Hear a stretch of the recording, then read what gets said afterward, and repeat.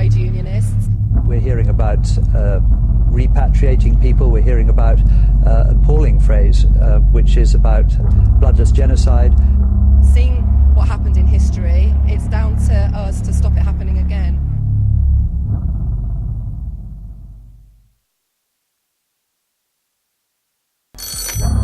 If all of a sudden there weren't any sparrows and there were only crows, I'd still be sad there weren't any sparrows.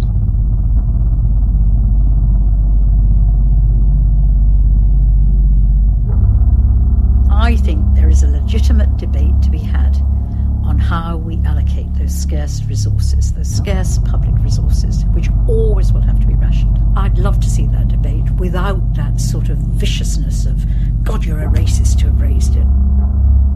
Maybe this is the cost that it needs to expose these extremists for what they are. So maybe if we're doing, in longer terms, it's better than, say, someone like this getting into power. Imagine the cost then to society.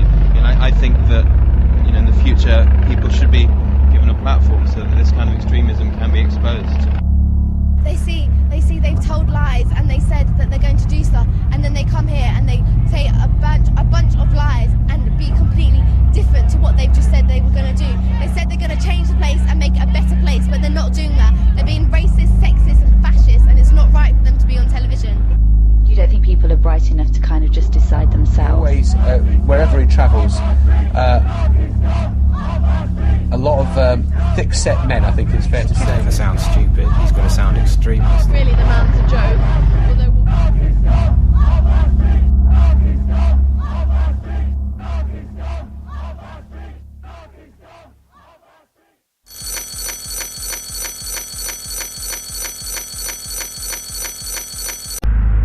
I would be upset if there was no more giant pandas. I'd be upset if there was no more lions, if there were no more tigers.